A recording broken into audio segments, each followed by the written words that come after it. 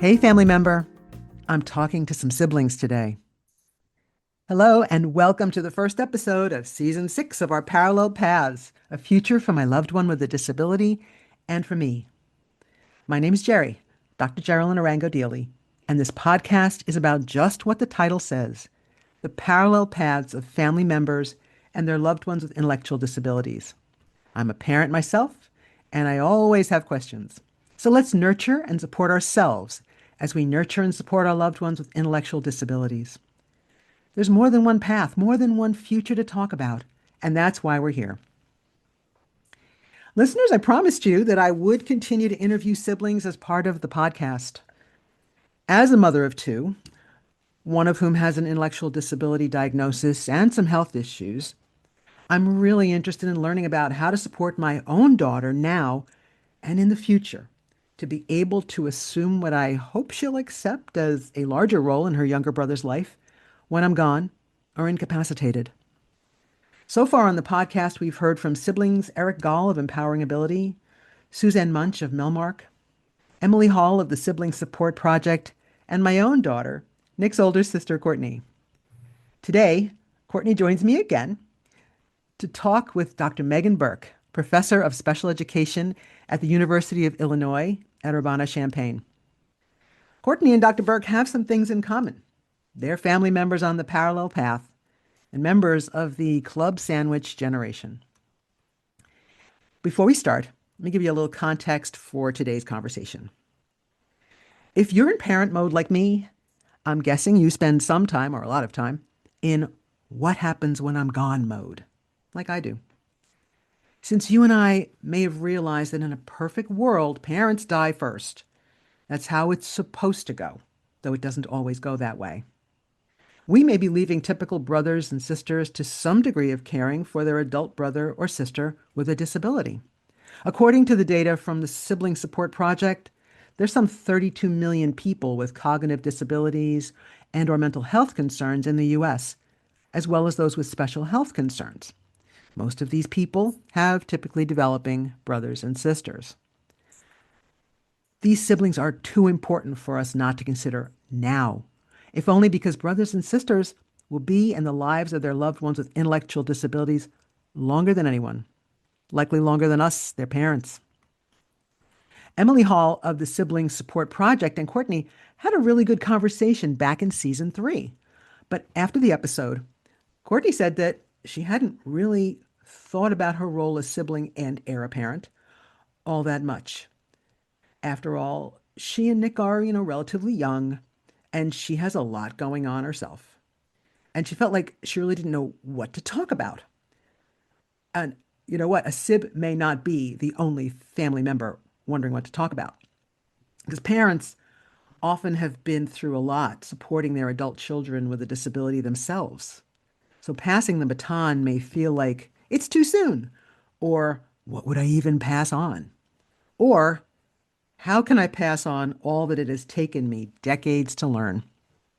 So, today on the podcast, two very special guests.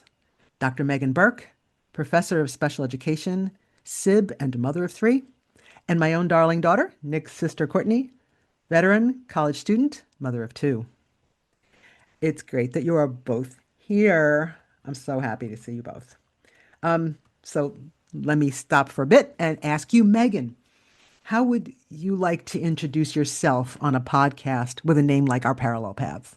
Because I went through abstracts of your research and I was blown away by the volume and the scope of your work. I read your university bio. You bring so much to our conversation that I don't feel like I have the words to tell our audience about you.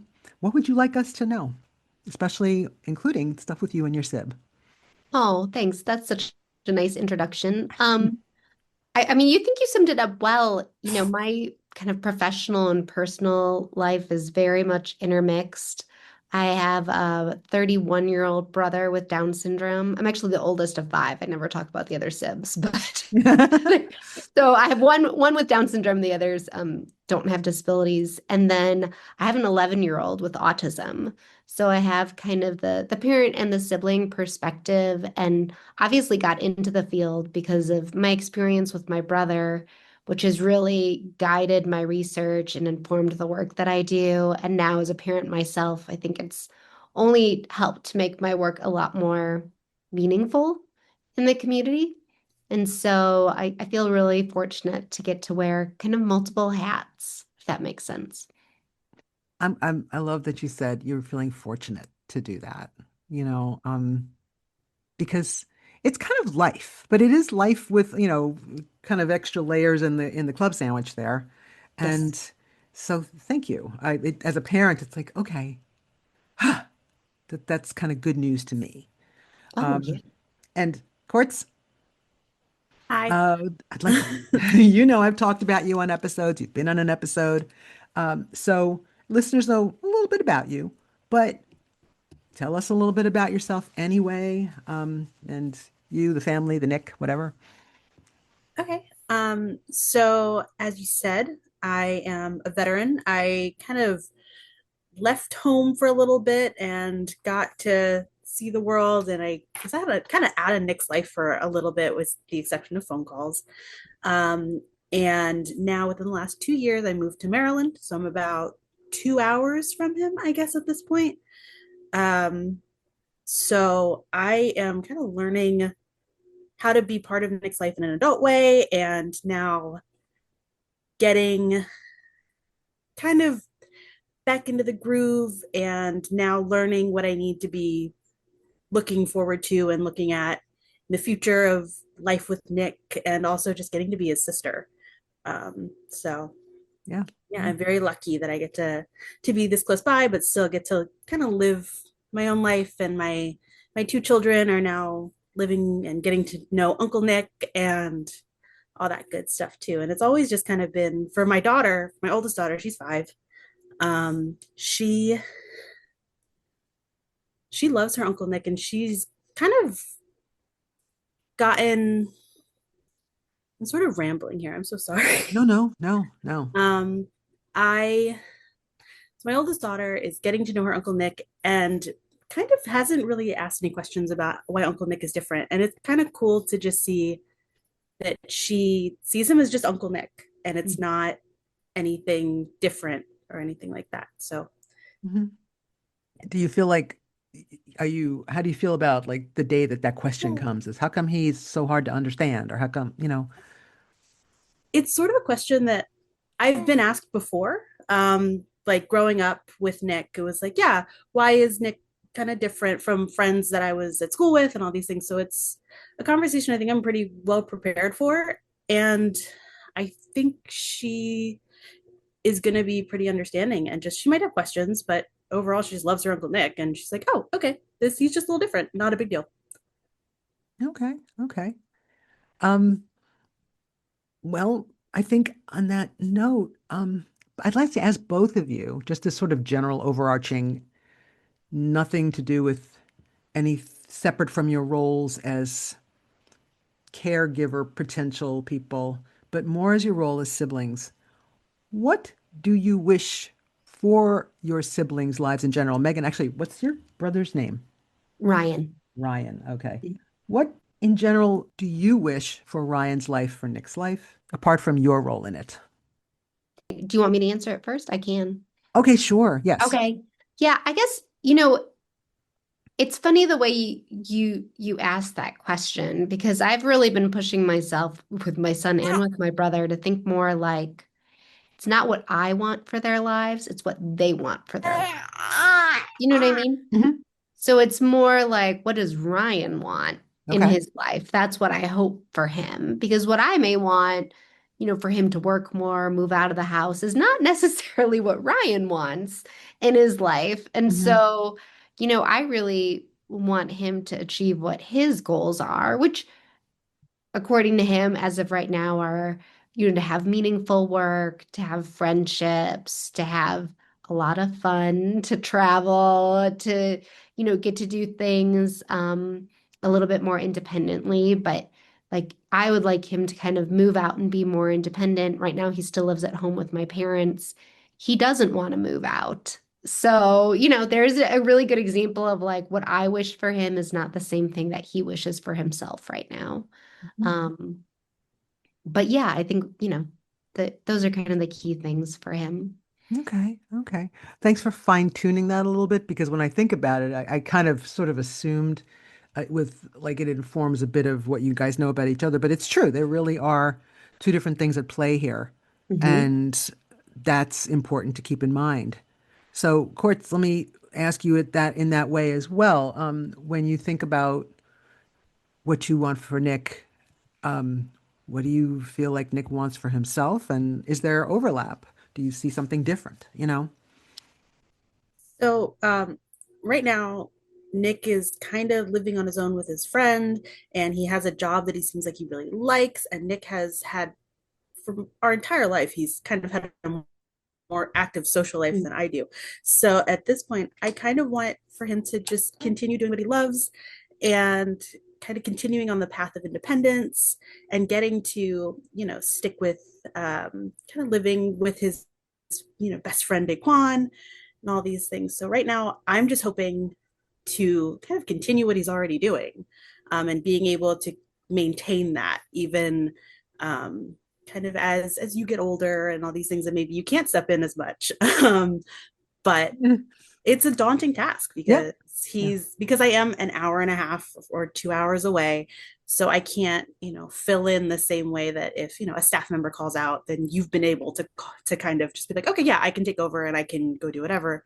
Whereas if it's just me taking care of it, or I'm the primary kind of go-to person, I have to figure out childcare and I got to figure out how to get there in time and just sort of managing, almost like managing a manager to can kind of help out with all that stuff. So I'm just trying to maintain at this point because he's already doing so much for himself. Mhm.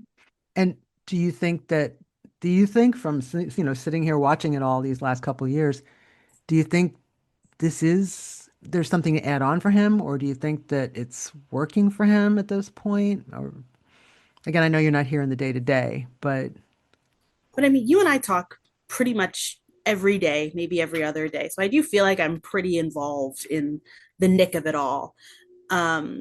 And I think he's happy and he hasn't really communicated that he wants too much else. He seems really happy. The one thing maybe we could start doing is he could be either over my house or I could come up and hang out with him a little bit more. But other than that, he seems pretty happy. And if he communicates that he wants something else, then I'd be more than happy to try to figure it out. But right now, he kind of seems like he's doing okay for a 23 year. How Nick is 26, isn't no, Nick is he? 27. Nick's 27. I Yeah. know that. You're at 30. I know. I've stopped counting. Don't stop counting. It's really way too early to stop counting. Um, so okay, so far it seems like things are this is the life he wants. I have told him I cannot promise the one thing he hasn't got right now, which is a girlfriend. And it's like, well, that's kind of above my pay grade. I'll work with you, but I can't do it for you. Yeah. Yeah, he talks about his girlfriends. He doesn't actually ask anybody out. Yeah. So that's the first step. hmm hmm Um, so Megan, at this point, where is your brother nearby? No, he lives outside of Chicago with my parents. And Okay. I'm now at Vanderbilt, which is in Nashville. So I used to be at the University of Illinois, but I've been here. This is my third year. So we're like eight hours apart driving. Oh, okay. So that's Mhm. that's a big difference. Um, and what's his day-to-day look like? So he works two jobs. He works one job at a high school doing kind of like clerical things and another job at an elementary school. So he works 5 days a week, 2 days at one job, 3 days at another. And then he's really involved in special recreation, loves to go out in the community with other people. And, because there are five of us, I would say all of us love to spend time with Ryan. And my other siblings all live close by to him. So he spends a lot of time with any one of us at any given time. He's a very active social life, just like your brother. It sounds like he's more social than I am, I think. Yeah, yeah. Life so Nick right now is one big football party. Like we're going Yeah, to have an Eagles party and we're gonna make red beans and rice and stuff like that. And nice. um so both of you, and I guess I'll ask you first then, Courtney, what do you assume, what do you think about with regard to your future role in Nick's life? Well, I know last time I said on the podcast that I was excited to have a bigger role in Nick's life. And while I am excited, it's really daunting. Like there's I since moving back up from Virginia, I am now seeing kind of all of the things that you do for Nick and how much coordinating goes into everything. And I'm hoping that I can kind of take over for that as well as I can. Um, but it's just it's a lot to take on. It's a big ask, but it's something I am looking forward to in some aspects, and just getting to be around my brother more. But it's it's going to be a big challenge. It's going to be a huge challenge, and I just hope I can keep him happy in all aspects of his life. Mhm. And I've one of the things I've said to Courtney, Megan, is that whatever, when I'm gone, whatever, however this works out, whatever's sustainable, whatever's not, whatever they decide together that they're going to do, I'm okay with it because I'll be dead. Yeah. And, it's like I trust that I can, everything I can do right now, I'm going to try to do. But when I'm not here, I'm not here. And I believe it's funny, every time you look at a picture of my two kids together, they're like holding on to each other. They're like hugging each other, even though there's a couple of pictures of her smacking him in the back of the head. But, He deserved it. well, but that's what I feel like is the legacy is their closeness and that I can set the stage, but I can't predict the future in any way. I can't predict anybody's health or my own health. Mhm. But, um, whatever happens, I believe that I don't want you, Courtney, to feel like I'm failing my mother's wishes. It's like, no, it's not about that. It's about Nick's life and about how your guys' lives intersect and how you will, you know, carry on together. Yeah. Yeah, and you've done such a great job doing all of the things for Nick. Like I will kind of either see in the community or kind of hear about it from like another podcast or from a show or something, and it's like it's you've done such a spectacular job setting up Nick for success that you've made it very hard to carry the torch on, um, in the best way possible. Just because he's so he's so active in all aspects of his life, except maybe physically. He does love a couch, but he's yeah, he's a really happy, independent guy. So I just hope I can keep that up. I trust that you will in whatever way the two of you decide. Just saying. I don't want to lay that on you like that. How about you, Megan? I mean, you have five siblings. Courtney is the only sibling. How does that work in future wise to support Ryan? What are you thinking about? It is funny that you bring it up because in the research that we've done with siblings, it when there's more than one sibling without a disability in the family, it's pretty consistently almost always the oldest female sibling who takes on the caregiving role. And like in addition to that, even when there's more than one sibling, what we're finding on average is that people don't share caregiving roles. So even Mm. though there are, four of us outside of Ryan, typically we wouldn't disperse like different caregiving roles to different people. It all falls on one person. So in that sense, me and Courtney are the same. Like, you Okay. know, the only difference is that in a situation like Courtney, the one that you're in, gender, if you're the only other sibling without a disability, gender doesn't matter because Right. you're it, right? Whereas in our situation, if there's more than one sibling, it tends to be the female who's taking on the caregiving role. So bringing me back to your question. I mean, I'm no exception to the research. I'm the oldest female sibling. I think it's expected and anticipated that I'll do most of the caregiving for Ryan, whatever that looks like. Whether that means he moves down here with me, whether that means I support him from afar. I think all of my siblings will all help, but I think, it's going to be primarily housed within me, which I've Okay. known for a really long time. So Okay. this is nothing new to me or to my siblings. Like this is something that I think has been ingrained in us since Ryan was born. Okay. Okay. Yeah. It's funny. That makes me think of when my parents were both failing, and there were three of us: my brother and my sister and I. Yeah. And I'm the I'm the middle oldest because my brother is the oldest, but I'm the oldest daughter. Yes. And everybody did their parts. My sister is in New York, so she wasn't able to do stuff. My mom was right nearby, and my brother. Everybody had a role, but it kind of did feel like the buck stopped with me. Right. And, my father would confide in me about like, hey, what's going on with your mother? Like just the things. And so I hear you say that and I think, yeah, Yeah. such, this Right. is not atypical. It's just, that Hmm. that's how things tend to work. I wonder how it is when it's all brothers, you know?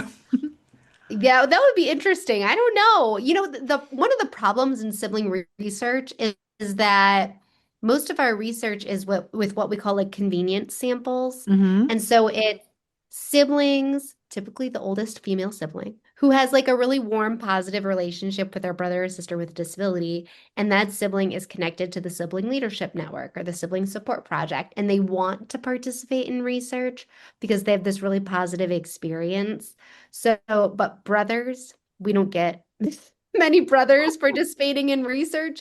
And we also don't get many siblings who have not had the most positive Okay. relationship, brother or sister. And so we have a study right now that's really focused on adult siblings of people with autism, it's specific to autism, who had challenging behaviors like Mm. physical aggression, right? Destroying property, self-injurious behaviors. I mean, really much more serious behaviors, and really trying to understand the effect of those behaviors on the sibling. And we have not done much recruitment for the study, and we've gotten a lot of siblings who have participated because they feel like other sibling research wasn't really intended for them and Okay. that they didn't have this kind of hunky-dory relationship and they were Uh, excited to share their story hmm. in a study that's really more targeted to Hmm. understand kind of the rewarding things about being a sibling, but also the challenges. And Yeah. so, I think it's something we need to think about as sibling researchers is really how are we making sure we're entering this field acknowledging that everybody has a different experience. Yes. And I would imagine that some of those siblings feel like, well, I can't, I can't speak to this because I don't have that relationship. So I'm not going Right. to try to I'm get not going to myself involved participate. in anything. I don't want to be the negative one. Right. Right. Exactly. Yeah. Yeah. Hmm. Okay. Okay. Well, so what, again, I'm a student of all of this today. Got my little notebook, taking notes about you guys' thoughts on all of these things. And, um, let me let me just share what I'm trying to do to get started with regard to, eventually sharing more and more of this with my daughter. I am that person who is like, is it too soon? Or, do I how much do I tell her of what's going on? She's got two children. She just had a baby. Where'd she go? Little baby. She's Um, asleep. she's asleep. This is one chill She baby. just fell asleep on my lap. So, Okay. Thank you, baby. So, I mean, what should I be doing now? I mean, you guys are pretty young and I'm fairly healthy, a little fat, but pretty healthy. And so far so um, good. Well, that's what the doctor's like, I can't argue with anything, but could you lose some weight? I'm like, hey, you know, you be quiet. mom. Um, like this is what I am trying to do. And so like you and I have had conversations, and I don't want to be all brutal about the worst of it, and I don't want to be all pie in the sky about the best of it. It's somewhere in between, Right. you know. And I have, I mean, there's his life, which I think he's pretty happy with life as it is now. And then there's the binder, because I felt like you said to me something that I didn't even think about, because I was like, I'm gonna have a Google spreadsheet and everything's on the Google spreadsheet. And you said, could I have it in a binder? Could I have it in a paper form? And so there's a ginormous binder behind me that is just that. Wherever it is. It's me just adding, and here's copies of things that you need. Here's power of attorney. Here's my will. Here's um, his power of attorney as well. And so I'm trying to gather the information. Are there other things I should be doing now? And I ask you, Courtney, as what's in your on your wish list, and Megan, I ask you, as a sibling and as a researcher, what else can I be doing? Should I be doing at this point in our lives? So the binder, I think, is the best thing that we could be doing. I really appreciate that there's a physical copy of everything just because technology fails, you can get locked out of an account, things happen. So having a physical copy that I'm very grateful for because I remember us having that conversation. I think it was right after we did the last podcast of just kind of, all right, what do I need? And when I was sort of just really thinking about everything and just how big of a task this is going to be.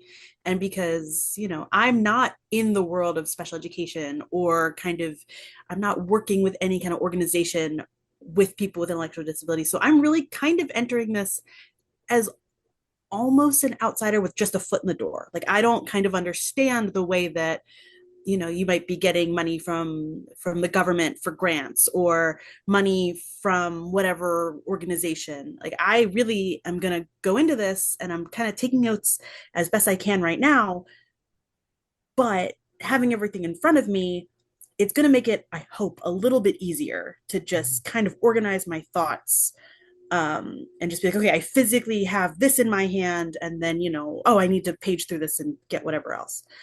So the binder, big fan of the binder.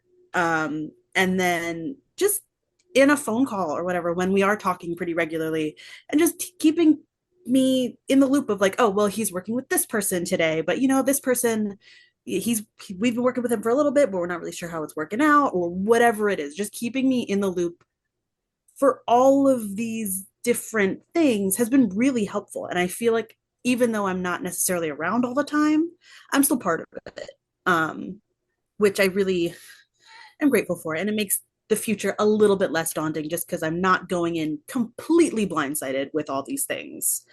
But it's going to be big, but it's a good start, I hope. Okay. Well, I'm glad to hear that, and that gives me encouragement to keep going with like Please the keep going with the information binder, Mom. sharing. Yeah. Please. Yeah. Yeah. Megan, thoughts on that? What I else? think you're right on with the binder. That is one of the big things we tell people is, have the documents accessible to siblings so you know where to go. We hear a lot from siblings who say, my parents have been living and breathing this since day one, and they recognize as siblings, like this is gonna be a very steep learning curve that I'm just Mhm. gonna be like catapulted into. So a binder, having centralized information, talking about what's going on is really helpful. And the other piece of that, which maybe you have in your binder, is like you've already referenced kind of the legal pieces of it, power of attorney, your will, if there's a special needs trust, those kind of things lined up, Mhm. very important. But then the other piece is kind of the personal piece that maybe you don't see on the day to day. Like, my brother, he's the last one to go to bed at night. And he will kind of like look around in the fridge for like a late night snack before he goes up to bed. And Uh-huh. he'll snoop around and look at the mail and check things out, what people are doing, and go to bed at like 11:30. And I know that because I've slept there. I've seen him do this. Hmm. But if you're not there every night. Like there are these like little idiosyncratic things that I think would be kind of jarring if like all of a sudden he moved in with me and he was rumbling through my kitchen at 11 o'clock at night. I'd be like, what are you doing? You know, like just these personal things of like what's his like day to day, what's his routine, what does he like, what does he not like, right? Because when we think about parents passing away, usually it's not your situation, but usually the adult with a disability is still living with their parents at that point. So you're dealing with your parent passing away, you're dealing with moving out. Like it's like crisis upon crisis upon crisis. And it's like anything to return some normalcy into that and keep routine going can be really helpful. And those things are not usually written down or conveyed because we don't think about them, but they could really matter, right? For Let's sure. see. I'm looking to see if it's in my binder. This is the binder. There you go, the infamous Big. binder. We love the Yeah. binder. I mean, I have one I just call a page called a day in the life. And so it's like some stuff that's like, this is the job stuff, though. It's still must do, helpful to do, as needed, you know. Mhm. Um, and yeah, even information about me. Yeah, I mean that kind of stuff, which is kind of fluid. We do know that Nick does love to explore the refrigerator, Yeah. and Yeah. um, there's lots of legal and financial stuff, but there's also I could definitely stand to do more. I have like a little current lifestyle page, and these are all things that people have given me templates of, and I started to try to fill it Yeah. in, Yeah. but the real cert thing I have to do with that is to update it from time to time. Right. Because if this is 3 years old or Right. It's not whatever, going to be helpful. Yeah. right, right. Mhm. So it does need to be updated. And courts, next time you come over, sit down with the binder and see what else I need to do and, stick a post-it note or something on it and I'll keep working on it. You know, I Because love a post-it note. I So know, and I wander away from everything. So it's like, no, bring me back, bring me back. And so please do. The other thing, what was I going to say? I'm going to ask a question here too of when you're saying I get nervous because it really does sound like this is all going to be on you. And I want to say that in there's some work to do on that, and that's something that I've been thinking about because we talk a lot about like support circles for our loved ones, Mhm. but I think about support circles for the sib too. Mhm. Maybe specific one for you as a sister, um, or one that's sort of for both of you, because there's like in calling it supported decision making might be of some help because I there are people, and so don't so we have to just really think about what are we going to do about that. And I don't know, Megan, if when you think of this sibling wise, when you're saying I kind of rise to the top of as the person who's doing a lot of the thinking, um, do you ever kind of gather people to, well, I mean, at this point, gather people together to think about like, well, what are we thinking here? What Nick and Courtney at this point, what does this look like for both of you? Like Mhm. almost like a support circle for them rather than just him. Yeah. Yeah. That's an interesting idea. Yeah. Yeah. I haven't seen. I mean, I have seen like out of the University of Illinois at Chicago, they have a future planning curriculum called The Future Is Now, and it's with the parent, the sibling, and the person with a disability, really mapping out. And some of the sessions are together, some of them are split apart, but really treating kind of the unit as a triad Okay. versus just, one of us or just the person. Um, but I will say, like, individual resources for you, like the sibling leadership network and really Emily's sibling support network. Like there are so many Facebook groups that yes. siblings connect on, and that seems to be like like there are some in-person gatherings depending on the state you're in, but really it seems to be in the disability community, it seems to be social media is how people are connecting to one another, learning Yeah. about resources, sharing, kind of relying on that common bond, right? And so that's nice to feel like you're not alone. Yeah. Yes. Yeah. Yeah. I'm in a couple Facebook groups, which has been great. Just kind of seeing, uh, like, it's not always a positive experience when you're Right. with an adult sibling or, yeah, any age really. And it's nice. It's like a safe space where you can be like, yeah, I love my sibling so much, but oh my God, this is driving me nuts, or oh my God, they did this, or oh my God, I'm just having a hard time. And it's nice to see that and just feel like you're less alone. And it's, this person who's in California when I'm in Maryland. Like, it's a universal experience where a sibling in any world can be tough. A sibling with a disability is a kind of different level, sometimes at least. So Mhm. it's, Mhm. yeah, social media has definitely been a godsend when it comes to support networking like that, in my Right. opinion. Yeah. All right. I mean, the other thing I was thinking about, Court, was when I say like, hey, I wonder if people would rather, come together and we can talk with and really get to know Nick on this level. We've done a lot of person-centered planning through the years. Mhm. Um, and what if we did like gathered together? And the first people to say something are the aunts and uncles. You know, Mhm. my sister, she's there. She's happy to do it. But I said, you know what? You're too old. I'm, I said, we're the advisory board, maybe, but we need to get my brother, even older. And it's like all this love, but it's like, you know what? You need people who will be here when all of us who are old are not here. So it's like, well, what about cousins? What about the, friends? What about even your step siblings? One of them seems to have their heart in the right place. And, I don't know, are there roles, are there ways to gather people of kind of your age group so that it is continuous after everybody else has been knocked off like me? And in our case, Megan, Courtney and Nick's father passed away 11 years ago. So it is like when I'm gone, there's no one else at bat. And Yeah. so it is, we still have people. I remarried a few years ago and my husband sort of said, well, I'm not going to run away. Yeah. And so it's like, well, good, thank you. And we have I don't know if you had this model in where you are, but we have a supports broker and Mm. he's sort of like he's my bean counter. Like I can't that stuff makes my head explode. So he's great with all the common law employer things and all that. And it's like, yes, thank God for him. And he's like, no, I'm still here. Like everybody's still here. And Right. so, I do hope courts that that's a comfort to like, what you're not going to just be all by yourself. Right. And maybe we can start to think in the future here about little informal gatherings for the both you and Nick to talk to more people that are going to be here for the long run. Amy?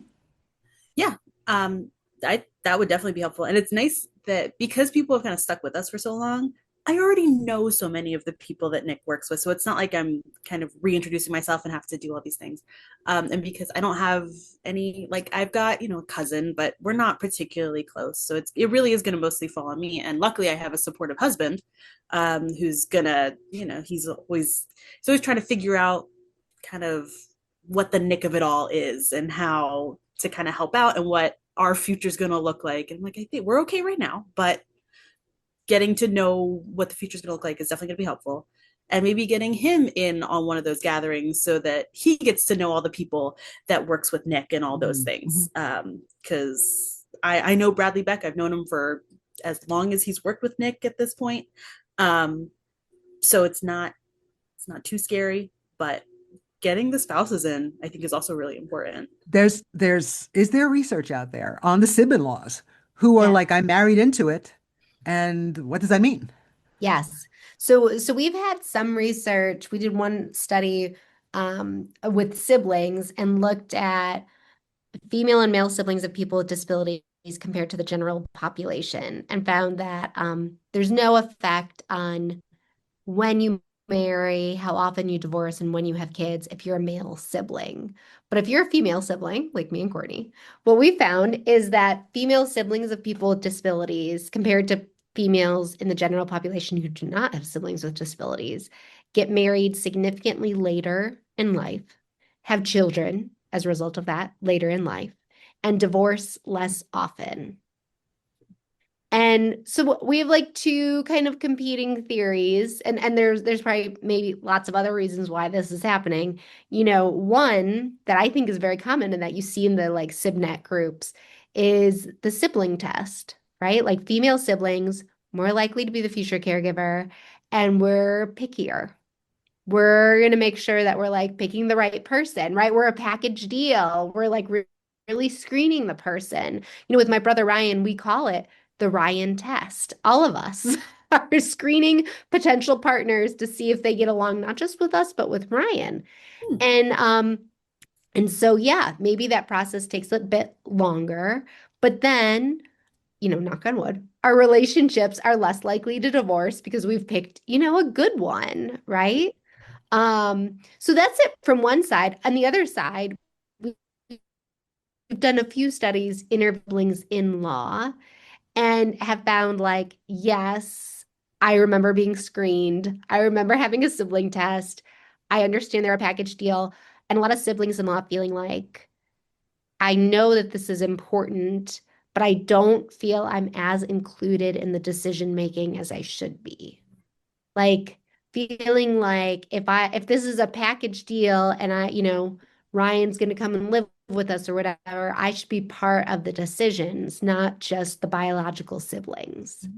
And so it kind of flips the script on siblings to think about like, okay, if you're marrying someone who agrees to buying into this, then, you should be including them in some of the decisions, right? In like family meetings and things like that. Hmm. What are you thinking, Does Court? that resonate at all? Does that? So it makes perfect sense. I just kind of did the exact opposite. I, I got and married in yet, my yeah, early yeah, go 20s. And ahead. yes, yeah. I have two kids, and I just turned 30 last or 2 months Okay. ago, I guess. But it was a conversation that he and I sat down and had. I was like, listen, we can, because I was in the military at the time, and in the military, it's very common for you to get married pretty quickly, Okay. to so that you can kind of stay. Like the duty stations are a little bit, you get more of a say in a duty station because you can stay with your spouse and all these things. So we got married very quickly, but it was a conversation that we had. So I was like, listen, this is what my life is going to look like. Yeah. I don't want to leave the East Coast just because I it's not that I felt like I had to stay near my brother, but it made more sense for me to stay near my brother. And because I am close with my family, I was like, what we're going to do one day is I'm going to take a little, like a necklace or something. I'm going to draw a circle on a map that's like 100 miles from my brother, and we're going to live in that circle somewhere, Yeah. which is why we ended up in Harford County, Maryland, Yeah. of all places. I have no family here. I'm a stay-at-home mom, so I don't work. I just was like, this is cute. We like this area. We're going to do this. But yeah, so I have the exact opposite experience, but it was still a conversation that we had, and a conversation that we continue to have of like, yeah, this is still going to be something that I got to do in my future. And kind of, I got to stay on top of things and paying a little bit more attention, even politically, and all of these things. Just like, yeah, I have to care a little bit differently than other people do. So, yeah, it's interesting that you say that. Well, it's funny. I only hear that the difference was the marrying later and the marrying earlier thing. The rest of it, you were conscious of the fact that, like, you know what, this is where we come as a set. Yeah, Hmm. for sure. And although I was widowed 11 years ago, I've been married a few years, remarried, and I sort of said that to my husband too. It's like, Hmm. this is us, you Yeah. know, and he has gone along with things along the way. And I remember one day we were taking a walk, and he just said, and Nick was living with us at the time. He said, "So is it always going to be you, me, and Nick?" And he didn't really say it with any particular, like sense of anything. He just asked me. And I said, that's the question I am trying to answer and trying to address, and I want you to keep asking it. Yeah. And so, we did work that, we were living in this little condo, and I said, and we moved out, and it was the bargain of the century when I bought it. And it was like, you know what, this would be great to keep for one of the kids, and it ended up being Nick, and his friend from forever lives with him there, and we have supports in place. So there's people there overnight, and people who he has job coaches, he has all the things, and he has some afternoon staff too. So I get to kind of do things here, but it it your marriage is you guys didn't do the deliberate things. You did not, marry late or whatever, and you've whatever it is, it's working, and you've been married, what, 7 years? My husband, I remember his sister saying, "Oh, he knew what he was getting into." And I was like, "Oh, no, he didn't." Because I didn't know what he was getting into, Yeah. And Mhm. so here we go. And he's taken a deep dive into all things financial. So he's having a good old time just figuring out like how Nick can get what he's entitled to and all and sorts of stuff. And it's like he's a gift in that way. And so whatever. But it's, I guess, that level of commitment. You found, Court's a guy who you didn't know for very long, but he was given a pretty fair picture of what was coming, and he went with it, you know? Yeah. So that's a good thing. So, um, what have I left out? What else would you guys like to sort of say or question or tell me in closing? Or whatever resources that you find helpful. Yes, the Sibling Leadership Network. I love their site. I feel like I'm lurking on it because I'm not a sibling, but I'm gonna, they let me in. So I love to check on the research and see what's going on. But what else would you add or share or whatever? What can I do? How can I do this better? I think I'm okay. I think we've talked about a lot. Um, it's mostly just I think it's important that everyone has a binder, essentially. Like I think that's the greatest thing that you could do. Um, yeah, I think I'm okay over here. Okay.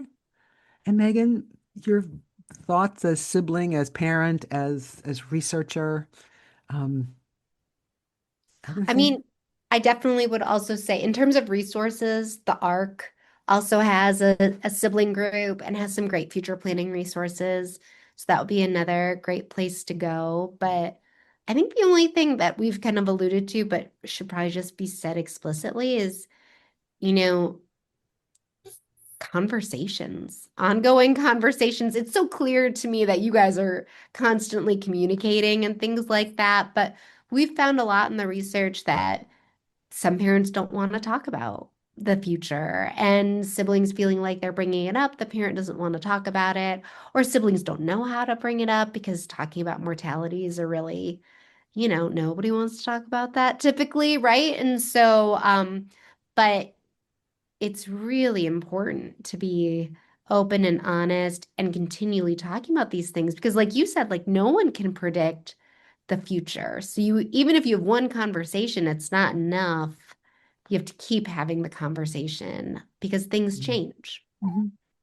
And where do I get nervous that I'm crossing a line until don't let me freak her out. And yet I feel like, maybe you never know what's going to freak somebody out actually too. Right. Not knowing might be freakier than Yes. anything I It, could say. Yeah. Yeah. not knowing, I think, is definitely freakier. And also, I spent 20 years with Nick, like kind of living in the same house. Like I've seen some of the scary stuff. I've seen some of the freaky stuff. It's There's not much else that you can do that's not going to freak me out. And just because it freaks me out, it doesn't mean it's not a reality. It's still going to be, if something happens to you next week, it's still something that I need to know. Don't let anything happen to you next week. Maybe a I'm bubble going to wrap do my next best not week. to let that Just happen you too. chill out Yeah. a little bit. Um, but it's there. Yeah, these conversations are scary. These conversations are big. These conversations are life changing, but they're important and they're inevitable in a lot of ways. It's Mhm. important that everybody's included and everybody who needs to be included is included. Mhm. So, yeah. And I know it's not a totally fair comparison because I'm thinking about like the years where my parents were both failing, and little by little, your dad was getting sick too. And, it was just such a crazy time, and everything kind of happened in a couple of years span. But I look back on that time and I feel like, you know what? We did our best. And to Yeah. be able to say, you know what? I know there are things I wish I'd done differently, but I don't regret being that being there for someone in ways that were not as pretty sometimes, um, and were just because of the love I have for the person. Mhm. And like I say, I speak to that as in a different vein, but I always thought, I'm glad I didn't run away from it, you know. And so I hope that you'll feel that way too. And like I said, what you guys do is whatever you guys do, and I trust that you both will make good decisions and you'll be fine. But I'm going to do my best on my end to help it not be too crazy. Yeah, it's Eh? going to be a little crazy, but it's going to Ah, be okay. okay. And anybody who's listening to this podcast, they're already kind of one step in the right direction. It's like, okay, well, what do I do? That's the first question that anybody's going to ask. Okay, well, what's my first step? And maybe your first step is a podcast, and that's what you can do. Well, yeah, I mean, I hope to continue to grab a sibling here and there just to get that perspective because I really might personally want to know. And I think a lot of parents who are looking at their other children and saying, what do I say to them? Have I said too much? Am I not saying enough? Like there's that strange place where we want to do it perfectly and we're not gonna. Yeah. We just do the best we can as well. And so I want to thank both of you for your tremendous honesty, for your insights. It means the world to us parents to, uh-oh, I'm somebody so else sorry. chirping in there. No, no, no. No, no, no. I The can't wait to baby's hear this again. awake. Um, I really thank you both for being here today. This is actually a longer episode than usual. I think it's just a really important one. And anything else? Did I forget? Yeah. Okay. Okay. Um, there's a lot, listeners, to think about here and to learn about on the path. So let's keep doing it together. And so thank you for spending time with me and my guests, my daughter Courtney and Dr. Meghan Burke of Vanderbilt University. Yeah. And I'm a fan of the Iris modules. I used them for years in my Oh, they're teaching. great, aren't they? Love those. My bad. I'm sorry. No worries. Again, listeners, thank you so much for spending time with me and my guests on today's episode of our Parallel Paths. I hope you will like, follow, subscribe to our podcast, share it with family and friends. And I really hope that you'll return to listen and learn from more stories of people like you and me and our loved one with a disability on our Parallel Paths. Because you know what? You're not alone. I would love to hear from you. So feel free to comment, to rate the podcast, to join our Facebook group. And I'll see you next time. This podcast is produced by Networks for Training and Development.